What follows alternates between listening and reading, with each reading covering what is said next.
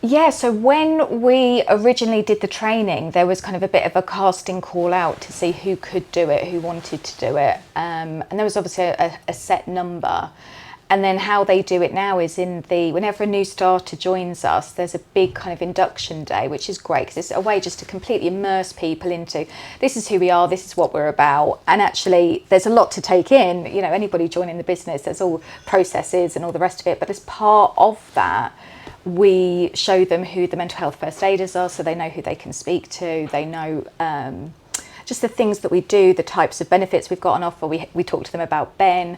So right from that get-go, we know they've at least got a bit of information about who to go to, that Ben's available, so that the hope is their line manager then can carry on those conversations if they're needed. Incredible. I think that there's been a real cultural shift. So Kate mentioned it earlier that eStar was born out of a business that had gone into administration.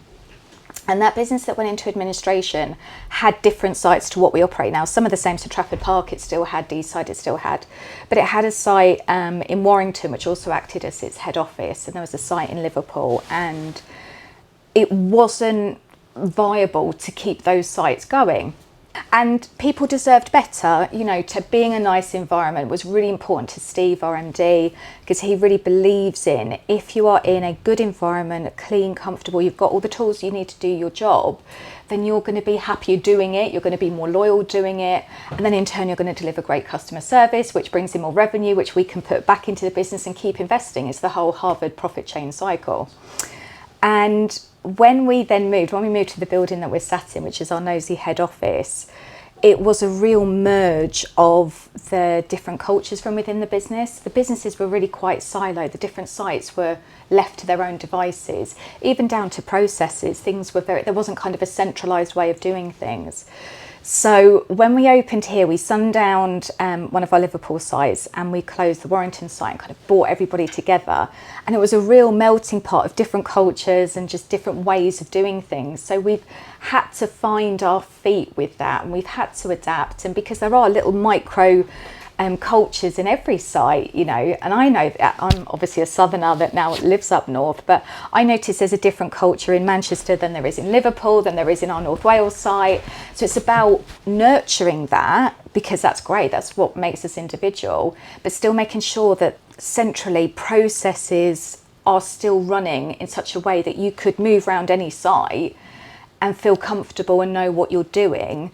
But people's personalities just come through, and I think that's great, and we really encourage that. I just think there's such good people that we employ, and some people are such unsung heroes in our business, because you want everyone to kind of shout about what they do, but not everyone's comfortable to, but what they do never goes unnoticed. And Kate talks about, she's trying to create an environment where you can bring your whole self to work, and I think in our latest engagement survey results, which were 2024, 98% of colleagues said they got on with their colleagues. 98% is huge.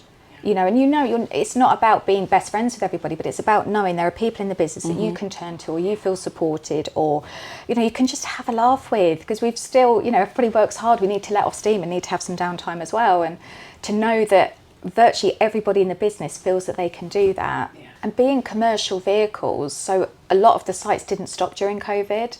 They were still, I always call them, you guys are the people behind the front line. Yeah. You guys help keep ambulances on the road and, delivering the vaccines around the country, and all of those things were being done out of commercial vehicles. And if it wasn't for the guys supplying the parts, the guys working on the vehicles, the guys making sure that, bookings were made and all the rest of it, it wouldn't have happened. Even down to the invoices, making sure that everybody had their part to play in that. And it's where I get really passionate about the commercial vehicle industry, because I feel like passenger cars and that world is seen as so glamorous and somewhere to be. Completely different. It's completely different. And for me, commercial vehicles is so down to earth. Everybody, it really is, you kind of call a spade a spade. You're all mucking in together. And I think there's a real sense of what you do keeps the country moving.